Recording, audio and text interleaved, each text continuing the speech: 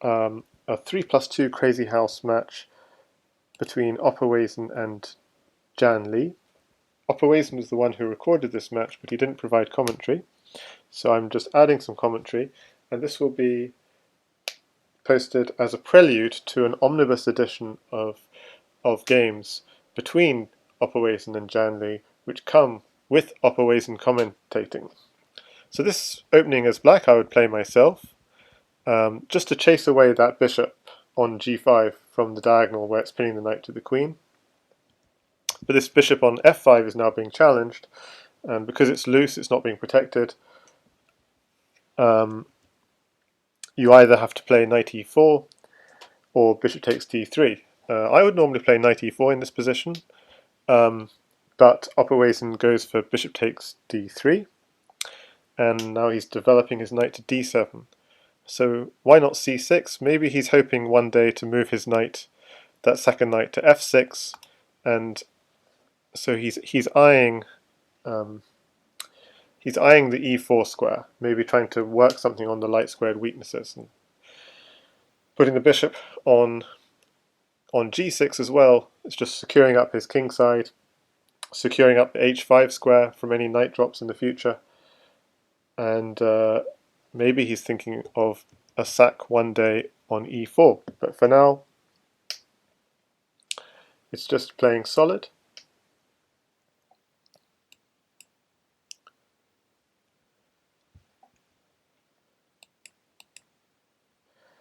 So in fact, yeah, the immediate knight e4 is far too aggressive.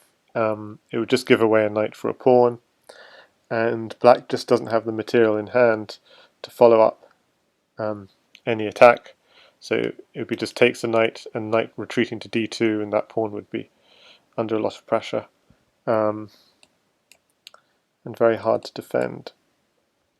So simply black castles, and now we see the real reason for knight d7 is he's actually thinking of c5.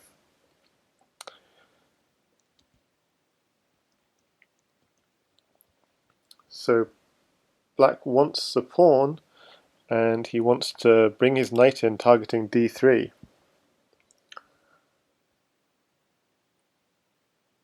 Okay, he gets his wish.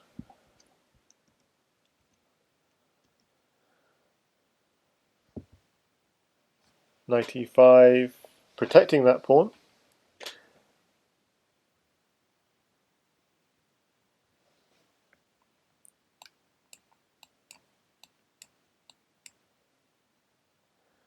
So it's a choice whether to sack on d3 or back off, and opperwezen decides to back off.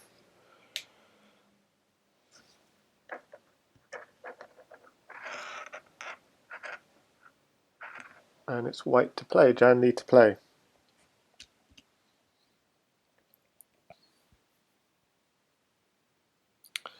With pawns and bishops, where can he put pressure? Does he attack or defend? And already running under a minute on the clock, and it's a 3+2 game, you always have increment, but definitely thinking a lot in the opening.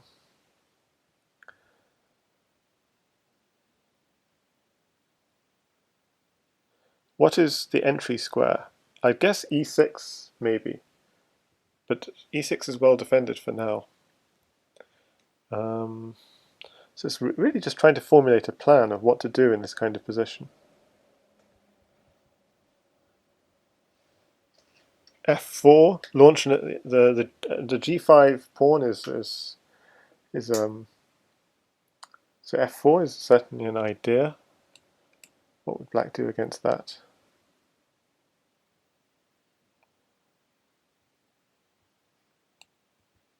Because if it's opening up the rook and so on. Okay, but instead Jan goes bishop at h3. Okay, so eyeing that, it's a kind of both a defensive move and eyeing e6.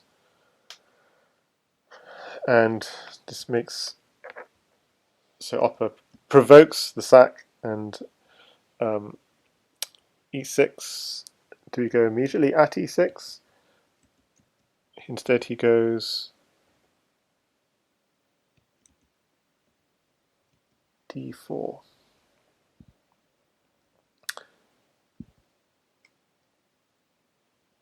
Another idea was also at f5 at g6, but yeah. So d4 it is though.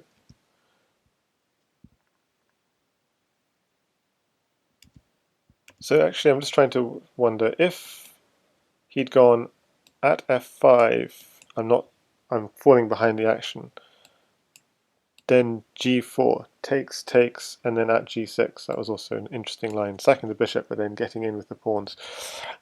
Okay, but instead he goes d4, takes, and of course we get the JannLee queen sack, and he gets a bishop and a knight for the queen, and bishop at h5 hitting that rook. Okay, so black to play. Takes the pawn, okay. Takes the rook.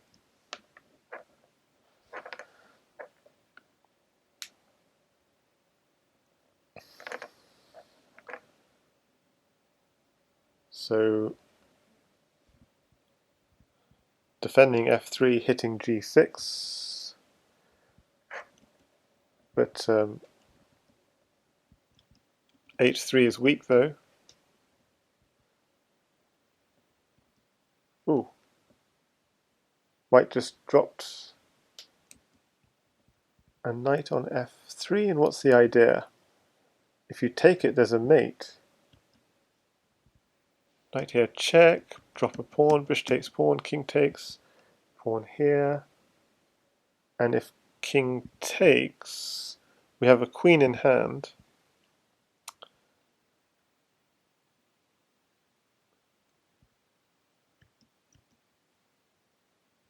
And he's willing to sack that queen, because if you take it, queen to d7 would be mate, so you can't take it. But now here the other queen is coming in, and even a block on g5 is no good, because you can take with the queen on d8. Knight takes, pawn takes, king h5, a little bit of long line, knight f6, king h6, and queen g6 checkmate.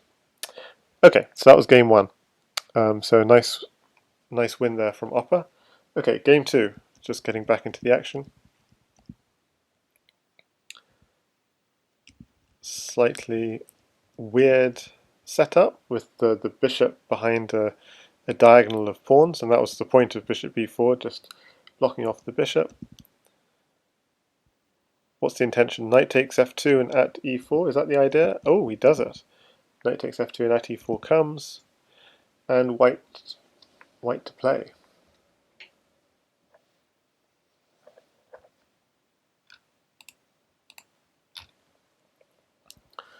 Indeed, counterattacking seems to make sense.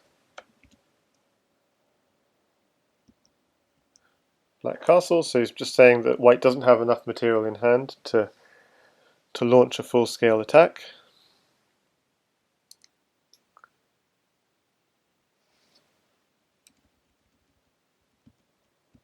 So where did this go wrong?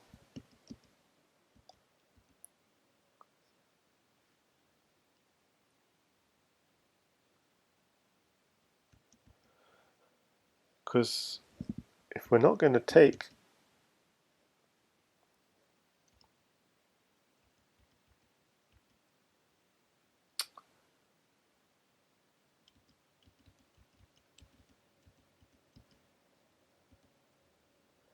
yeah, bishop at g4 is a very nice move, hitting that knight, and if we're not going to take on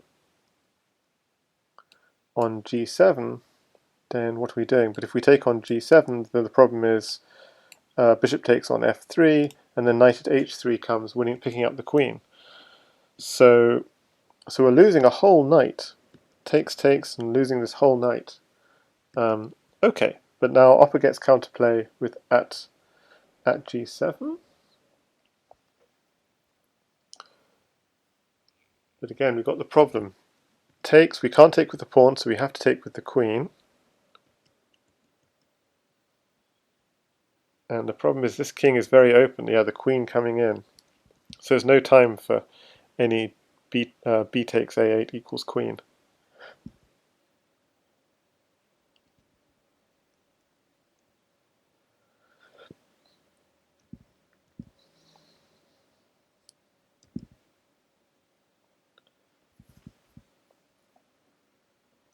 So he gets a queen, but black's now got an extra queen in hand, and queens are going to be traded off, so surely this is mating somewhere.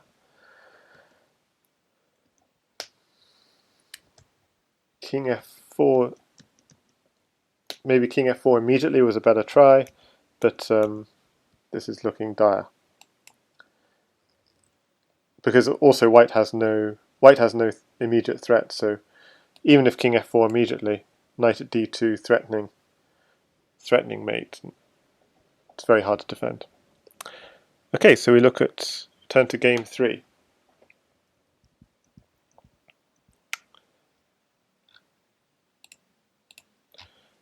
So quite a passive setup from opperwezen. And he has to go king h7. It's an important move to guard the h6 pawn. And e5. So what do we think about this position? e5 seems brave. It looks like it's just losing a pawn. So why is it not just losing a pawn? If takes, knight takes, we do have at d4 at the end of that line, forking the bishop and knight. So instead, bishop takes h6. Bishop takes h6.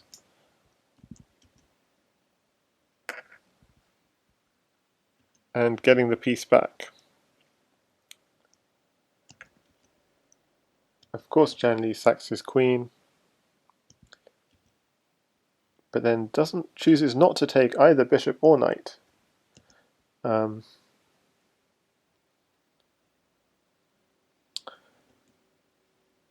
And just trying to increase pressure. And maybe that was a mistake, because just taking the knight, queen takes, your pieces are streaming in, knight d5 streaming into f6. So maybe taking was good. But okay, he just goes for the pawn and increasing pressure, but now he's had to back off. And suddenly, I don't know, suddenly Opper's position is a little bit more secure than it was.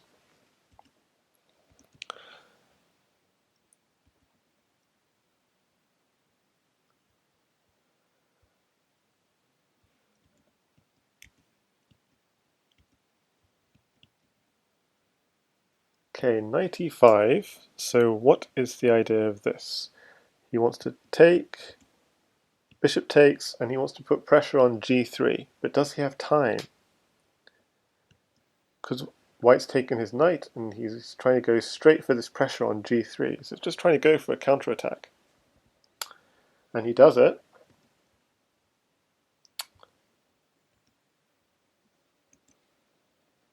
And with the queen in hand, that is fairly dangerous.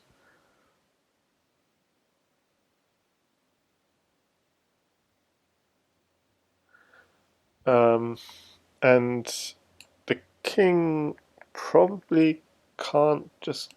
Can the king just castle out of this? If he just castles out of it, queen at a1 might be a thing. Queen at a1 and then knight at b4, trying to hit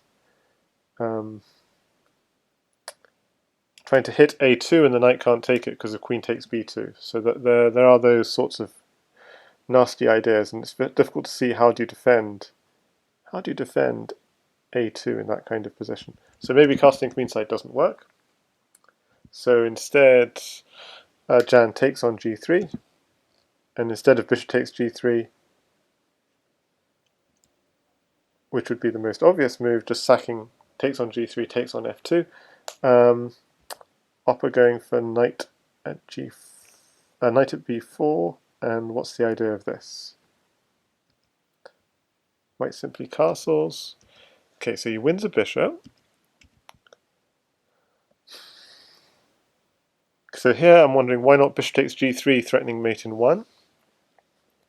Does that get us mated in any way? Seems safe, because if white went knight at f6, of course you just take it, and our threat is faster. So how would, I guess white could just defend with knight at f3, but okay. But bishop takes h3.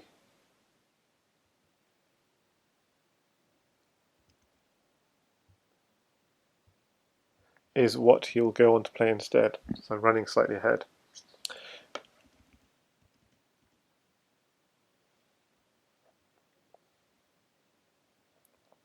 What else could he have done here?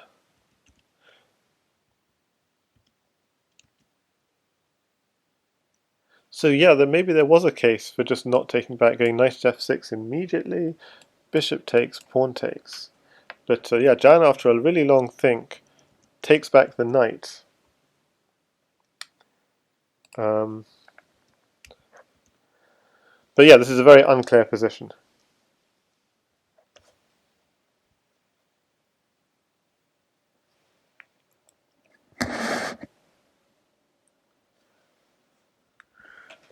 And Opper, after some long thought, goes for this bishop takes h3. I think, yeah, this is... And what was his plan if g takes h3? If g takes h3, then bishop takes g3? And then why not just knight at f3? Doesn't that just work the same? But okay, it's just a very unclear position. But instead, JannLee went knight at d5. Knight at d5, so he's hitting e7, maybe. And he's also hitting f6. So e7 and f6 are the weak squares in black's position. Okay, so Opper throws in a check. It gets blocked. He takes a knight and throws in another check.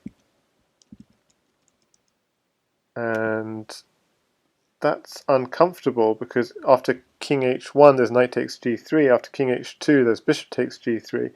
So king f2 is forced, knight takes bishop, pawn takes, and suddenly there's a vacancy on d2 for the queen. Okay, but white can block. And how to attack now?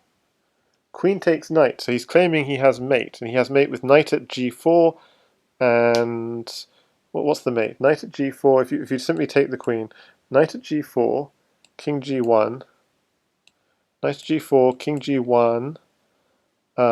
If pawn at h2, just king h1, and bishop takes g2. So maybe that works. And then the other idea is queen takes e3 first, then blocks, then at h2, king h1, bishop takes g2, king takes g2, bishop takes h3, takes, and you're eventually getting the queen on taking g3. So that was a long line.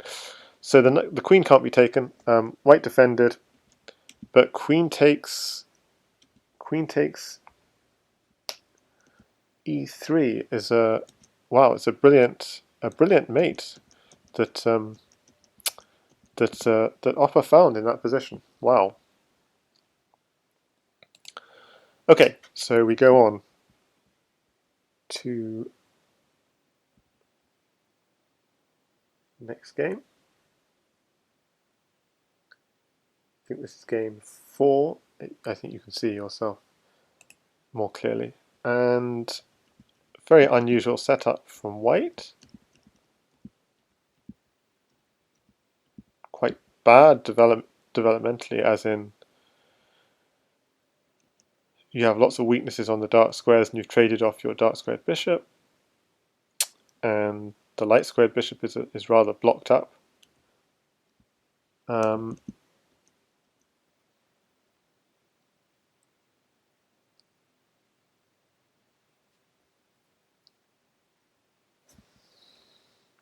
was thinking even just a move like d3 here, just to try and, but then that bishop is even more dead, so that's not very good. Indeed, after d3, knight b4 might even be a thing, and c2 is weak. So rook c1, recognizing c2 is the weakness, and d3 is the really weak square in white's position here. What to do about d3? So our bishop might be landing on d3, for example. So what opperwezen does is just castles out of it, which makes sense.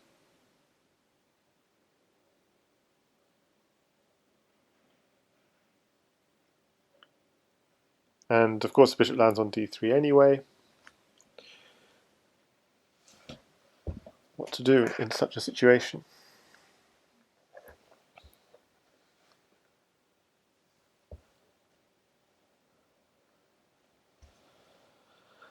So there's no immediate threat, but I guess if I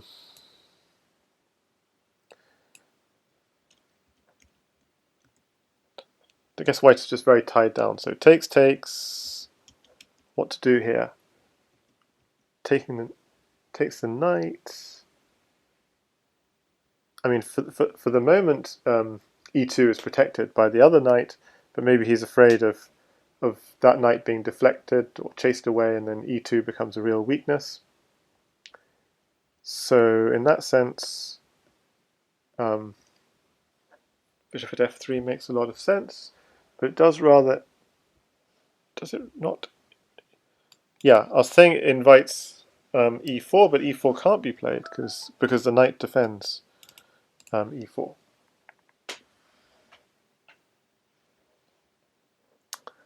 So black is doing well here, but hard to continue. It's not obvious.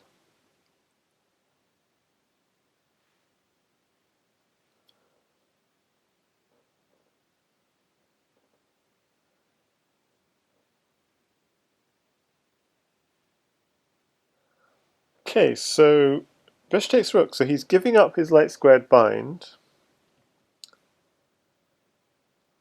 Oh no, he's not giving up the light squared bind because he has another bishop in hand. Okay, so what he's actually doing is he's getting a rook in hand, and maybe he can do something with that rook.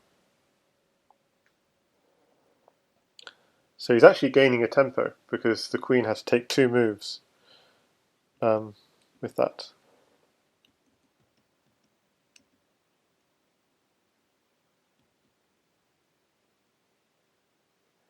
But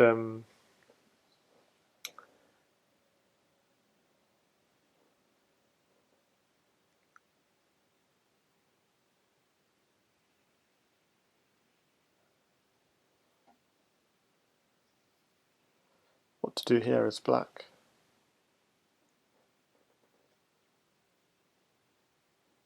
Again, there's no obvious attack. But he goes for knight at g5, and there's no obvious attack, so maybe the best thing to do is just to go c6 and block off white's attack.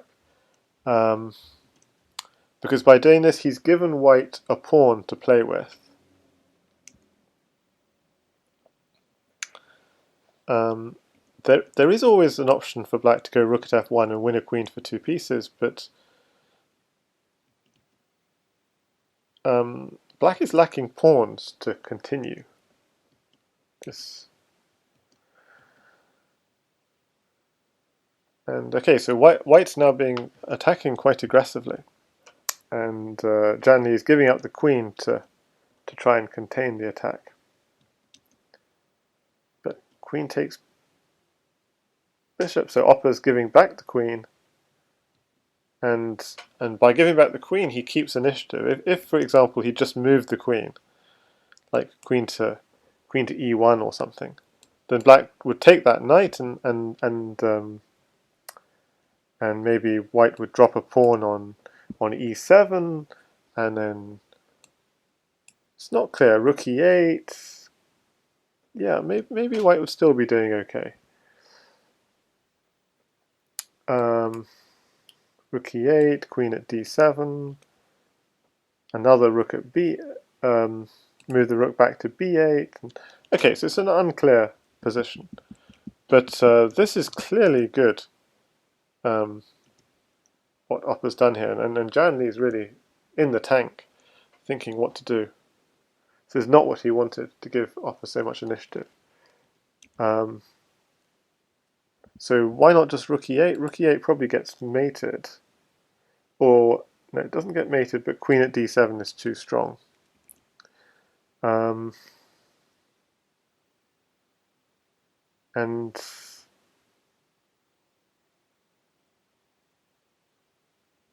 so in the end, queen at d8 takes.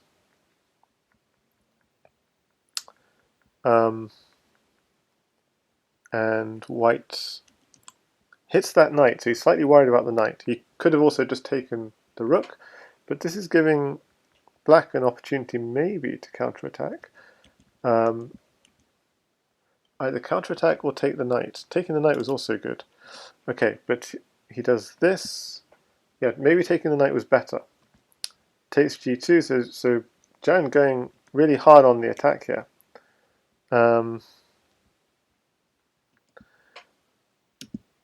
And he does take the knight, so now black is doing pretty much okay, having managed to get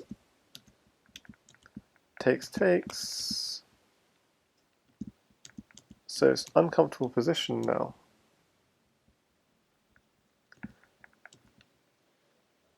Okay, this is going a bit too fast for me to follow.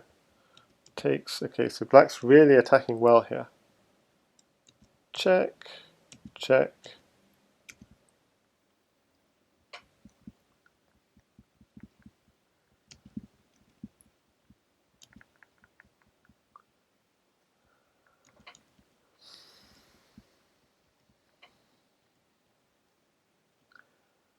Okay, check, he blocks. Okay, at b2, very strong move, just chasing that rook around. Really strong. And now the rook comes in. I think this is going to be too much. Queen on the back rank comes in, bishop comes in.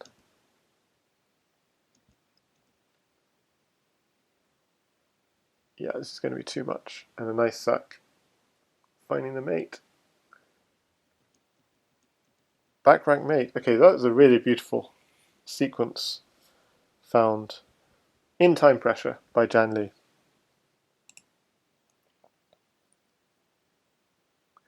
Okay, we're up to game 5.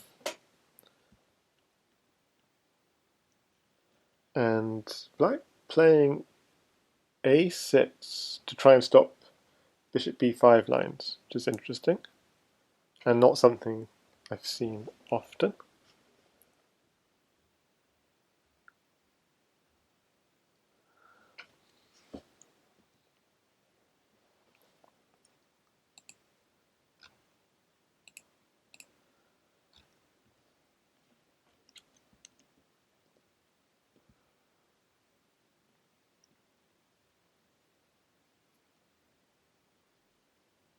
So Opper having a long think, Jan having a long think about the opening there before going for knight f3.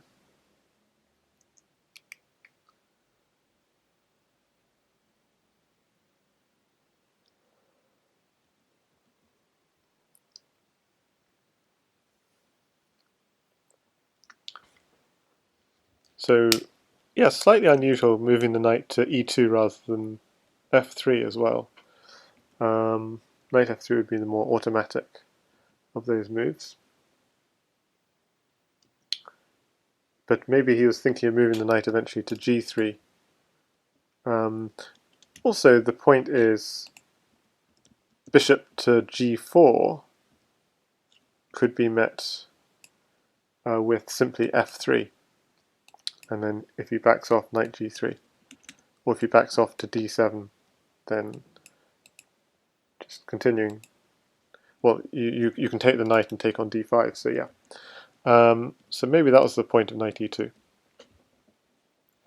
Okay, so knight e3, hitting that loose bishop, and JannLee's knights coming in. A lot of pressure on d5, which Opper tries to neutralize.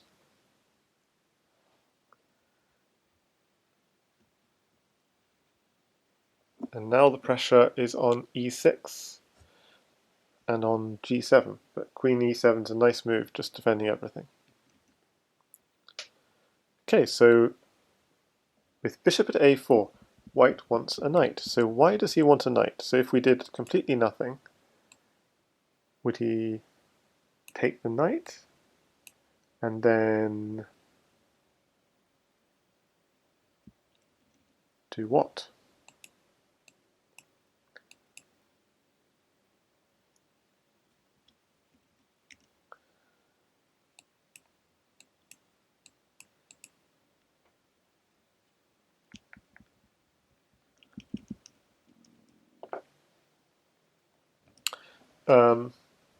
But yeah, opper doesn't want to give up a knight so easily. So okay, he wins a piece for 2 pawns. And what to do now? Maybe a knight's a good attacking piece if the king ever castles kingside. Maybe that's another reason.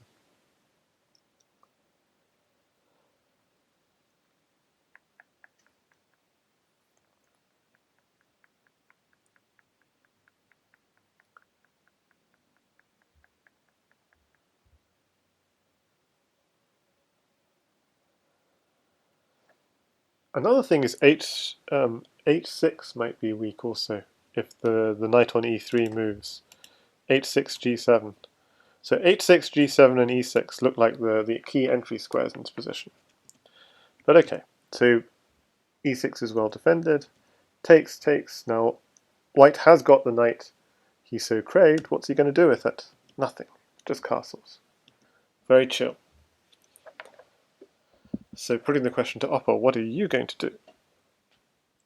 And yeah, slight pressure on h6, g7, and quite a comfortable position, but maybe the knight, maybe the queen is a bit exposed. And so knight h6, yeah, it's a nice move. Just attacking that exposed queen. f5 is another idea.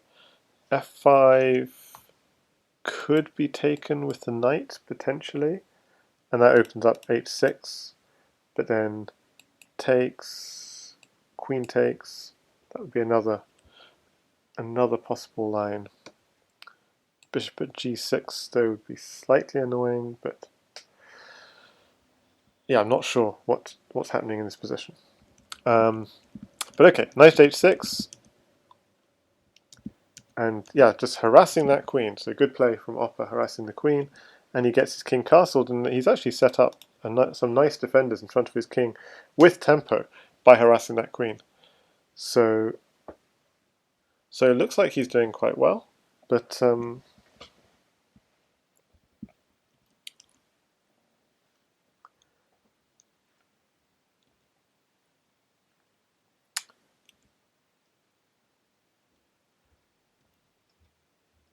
okay, so black's trying to come in on h6. Yeah, it looks like he's doing okay, but h6 is really difficult to protect. He tries to protect it. And then also this diagonal is also tough. We don't have a pawn to block on d6. That's really tough. And opper just sidesteps, and now this attack is coming in on h6. This is tough.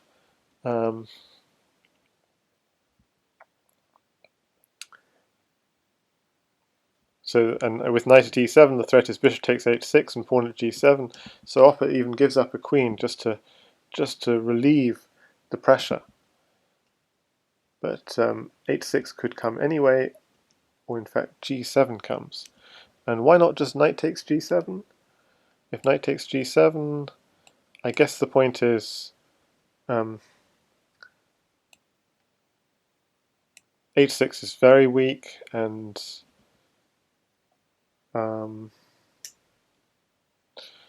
bishop h6 is an idea, bishop takes rook is an idea. So he goes king takes g7. Okay, king takes g7. At h6 now, what to do? King f7 running, bishop takes f6, taking made sense. At g4, taking made sense. And it's white to play.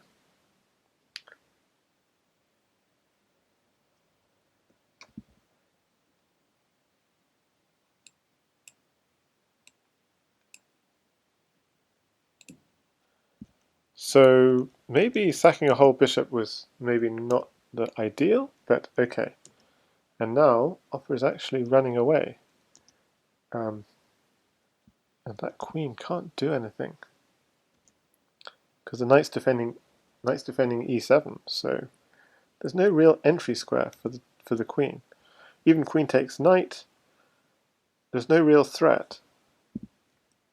Just takes back. Block, block, knight there. Takes the queen. Takes. There's no queen at d7 because d7 is protected.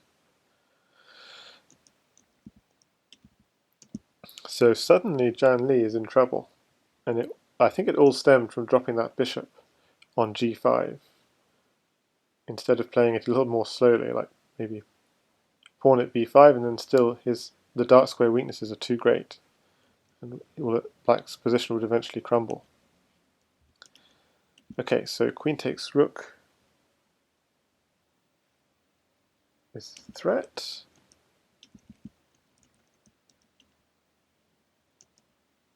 And a strange move from black. What is the idea? He wants to. I see it's a teaser. He wants to encourage queen takes rook because knight h3, knight at f3 is mate. Okay, Jan doesn't fall for that but goes king h1, but at h3 takes. Okay, and there's too much pressure. Takes, and there's too much pressure on the light squares, and JannLee resigns. So a good win. A good win from opper.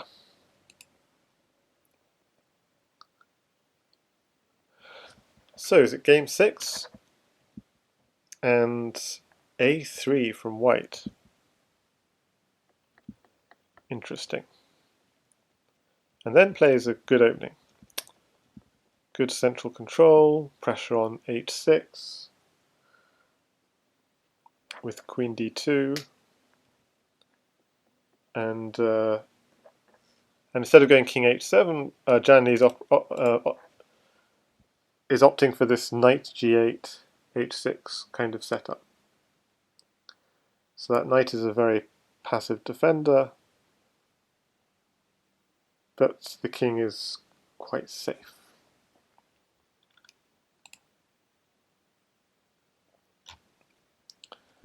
But white has control of the center of the board.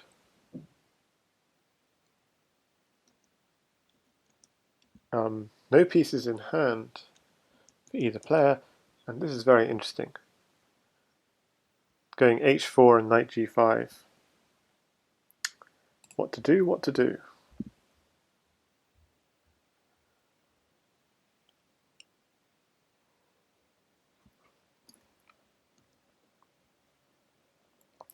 Bishop takes d2, knight takes... Bishop takes e2, knight takes e2. What does black do here? It's just very... So it feels like exchanges are benefiting white.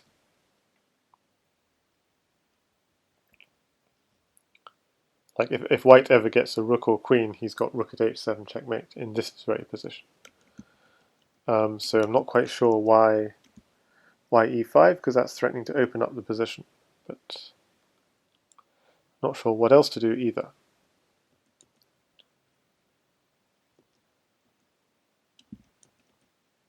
Okay, so interesting. Going h5 takes a knight here, takes. Lots of material in hand.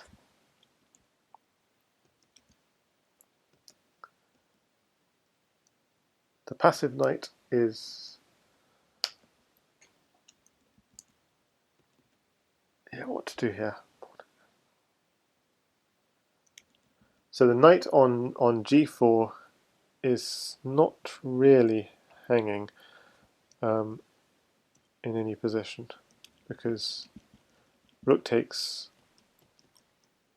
h5 will come.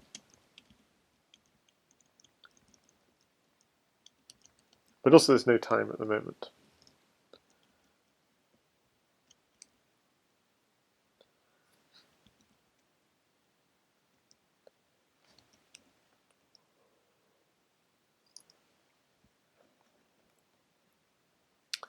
Okay, so at h7 is an interesting move. So like we said, if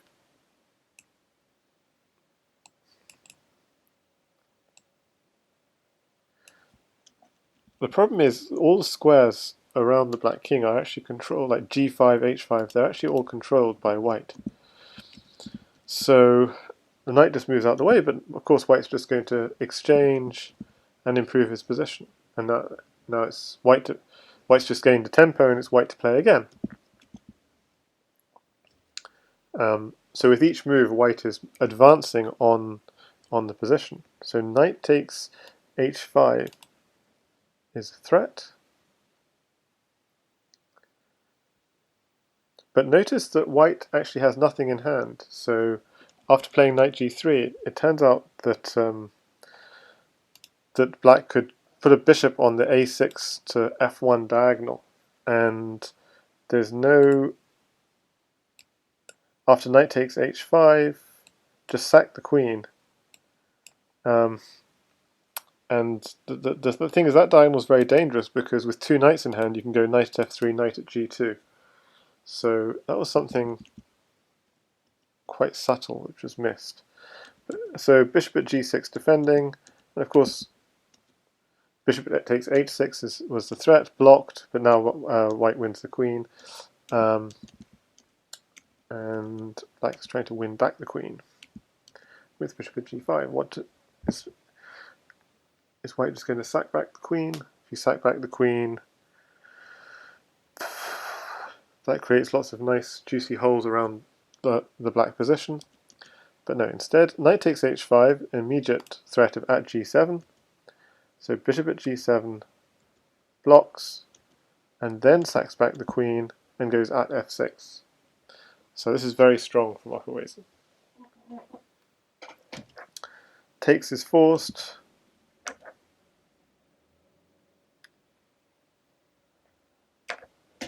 What else? No, takes wasn't forced, but what else do you do?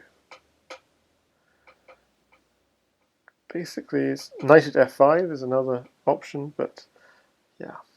Takes looks the most promising, in the hopes of knight takes.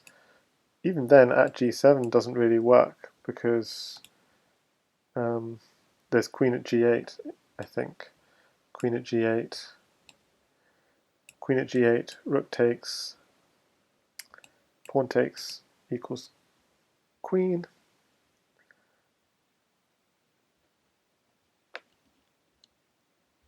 And that's a double check, so it's checkmate.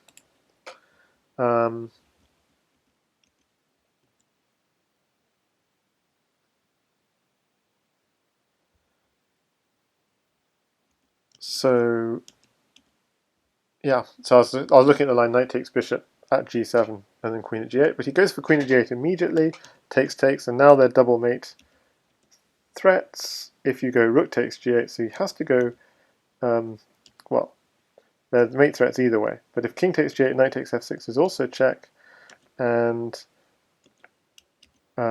he's coming in, king takes rook, bishop here, and the mating black with all these bishops.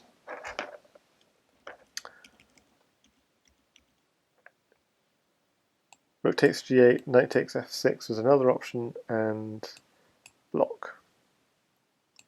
And that way white just wins the house, but it's not. Although it's it's not a double check. So probably it turned out that king takes g8 there was necessary. Rook takes g8 there was necessary instead of king takes g8, just to keep the game going.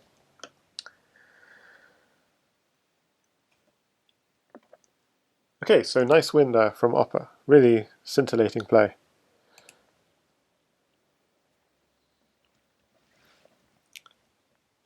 Okay, so now we have this, I think is it the Bugzilla style d6, d5, to make sure you get the doubled pawns, the doubled f pawns, and the pawn in hand.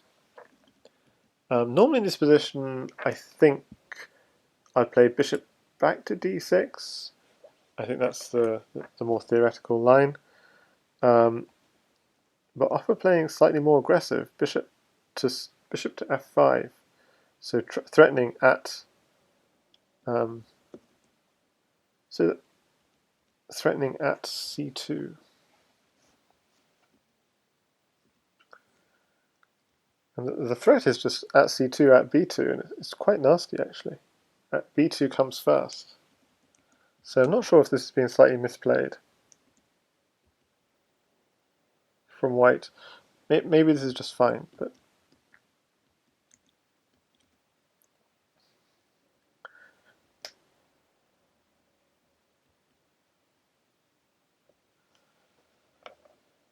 so why not just take the rook? But instead he's going for something else.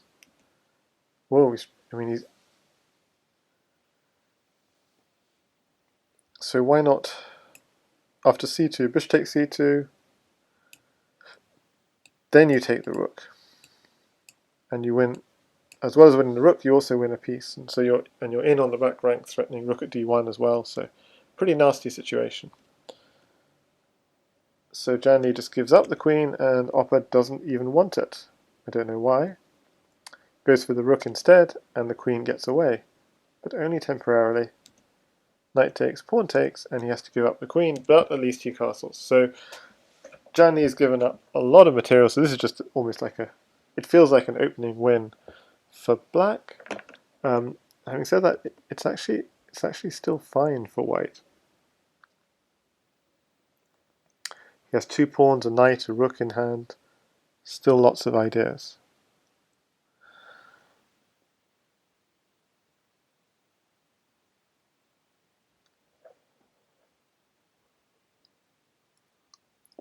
And the reason there are lots of ideas is because black actually doesn't have a pawn. So in this position, apparently black could have gone at h6 instead of at e2. So after bishop takes knight, simply pawn takes. And if rook g8, bishop at g4 defending h3, and actually the black king in the center of the board is not so healthy. But white goes for at e2 first, and then at h6, and this is also pretty strong. Maybe almost equally strong. Takes, and how to defend g7. Do you move the rook? So if you move the rook, I think that's looking very dangerous, because pawn at g7, rook at h8 is a mate threat, so then you'd have to play knight at g6, but then you have bishop takes c6 and bishop takes c6, and you're winning another rook for, yeah, so that's looking very risky. So we don't want to give up, we don't want to go rook e8, we want to defend g7. So at g7 comes, takes, oh, he doesn't take.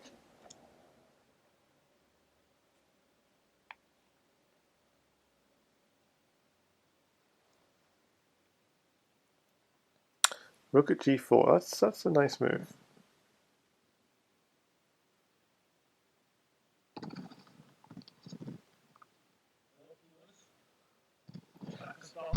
So we can hear from the man himself now. I can talk now. So, white won't take. I'm gonna get the extra pawn, but it's hard to achieve. Probably gonna take c6. Double attack.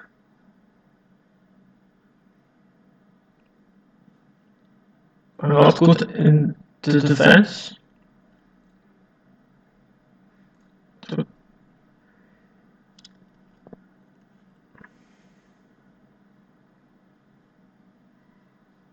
I'm worried about my defense. If I block, you take on g7.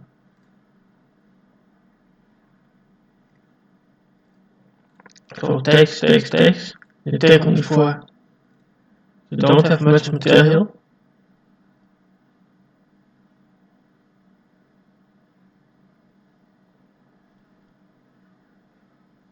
I can go up.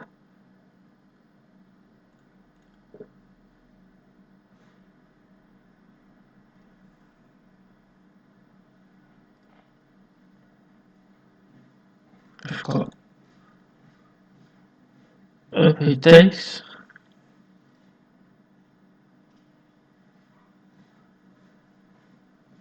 I take, check.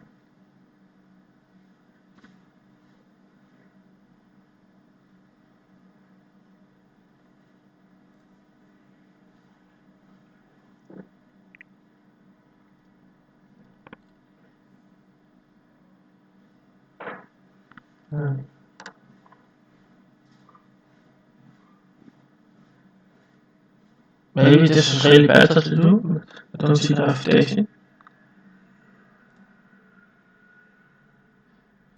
I'm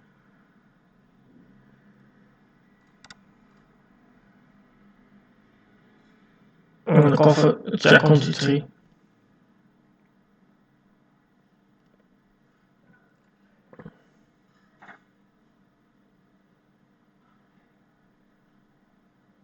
We got a threat of check. Now we can take. So definitely played is bad.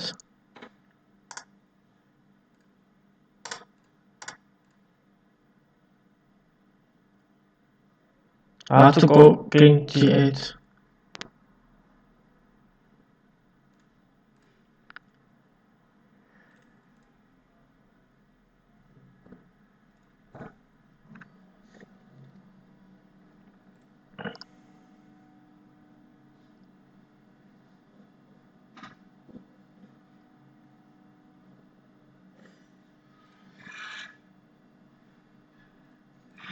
This is so well-known line.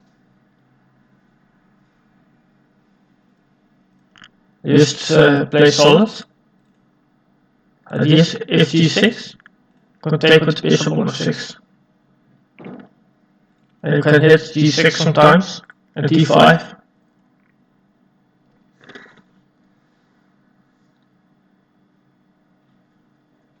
This is a bit strange move, I don't understand this move. Maybe it's a mouse slip.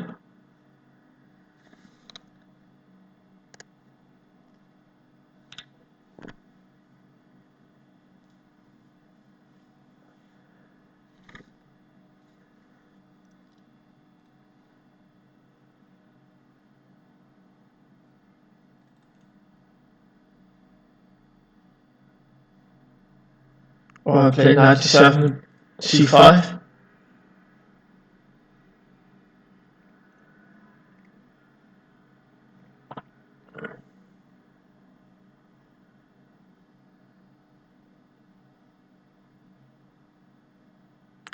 In this case, I want to attack the pawn.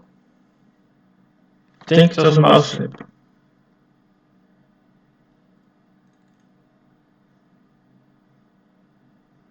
If you play g4, I need extra pawn g5, or simply have a nice square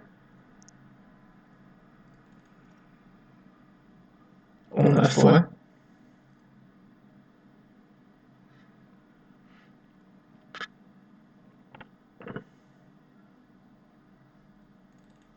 Can also take on f6.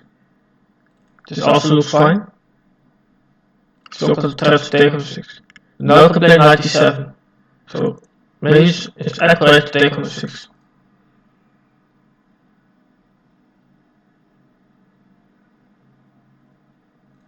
If I trade now, got grip on h6.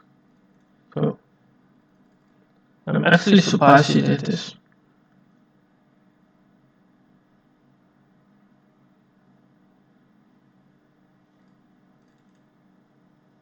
If you drop on g5 again, I consider taking on h7. Perhaps he plays pawn e5. The trades will help me, so I don't expect he will trade.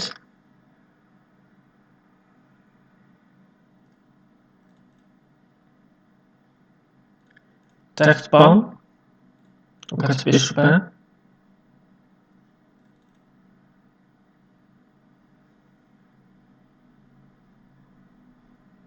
So the trades help because the black king is weaker.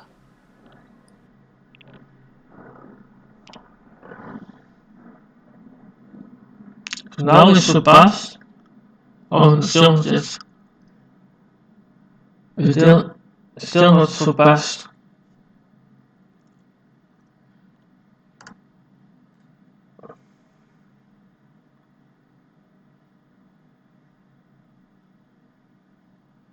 Now I can trade queens and control g7, because I'm totally free for checks.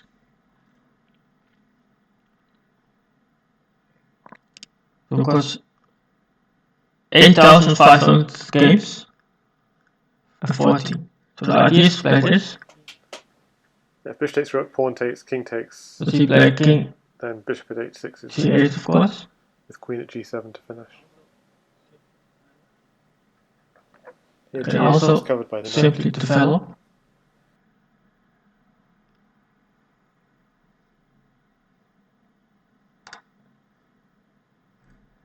It's quite beautiful. I can play pawn g6. King takes g6. Queen h5. Queen at h5. Knight takes. Bishop takes knight. Does this work? Or not?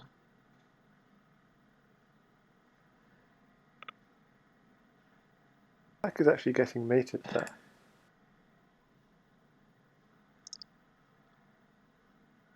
King f6, bishop e5, king e6. I think if he takes, I play king f5, g4. Queen here takes. Go to g5, I give check. Bishop e5. g5, bishop f4. King f6, knight takes d7, check. You get another bishop. King e6 and bishop f5 to mate. So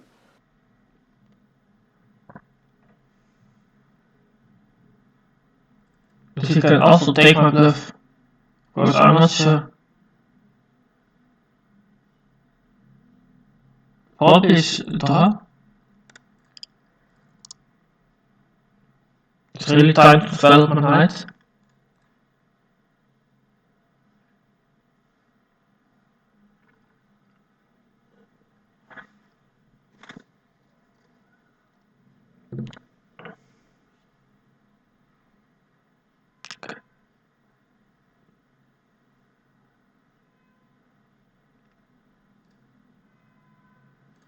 Idea is to take and play pawn g6.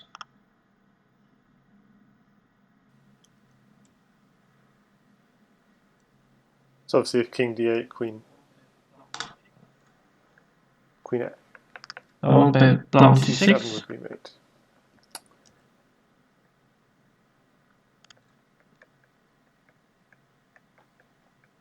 So he's running away, saying you've got pawn short from mate.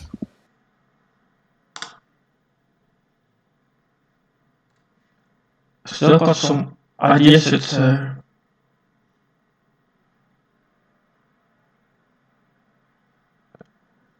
pawn g5. King takes on g6. Knight takes, queen at 8, knight takes h5, queen at h6 was the plan, followed by queen takes h5. And you got a knight then in hand to continue the attack. Complicated. What happens if I take now? I'm not satisfied with the position anymore. One extra knight is useful. Maybe we got knight forward. So that pawn, yeah, no, that bishop check is amazing because it covers c7. Let's call his bluff, but probably it's okay. Super safe play from Opper, dropping on c3. Yeah, he missed material.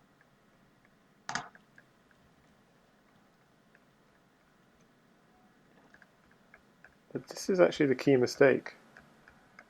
Because black doesn't have a pawn to finish off the mate. Yeah. Oh, something like king c2, now I've got to check.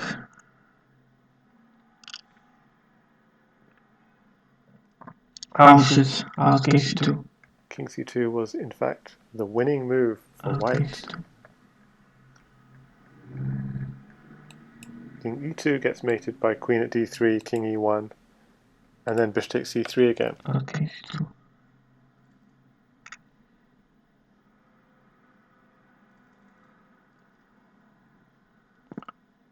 White gets an extra pawn.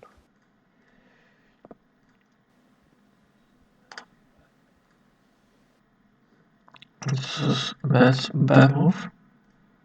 And now got mates.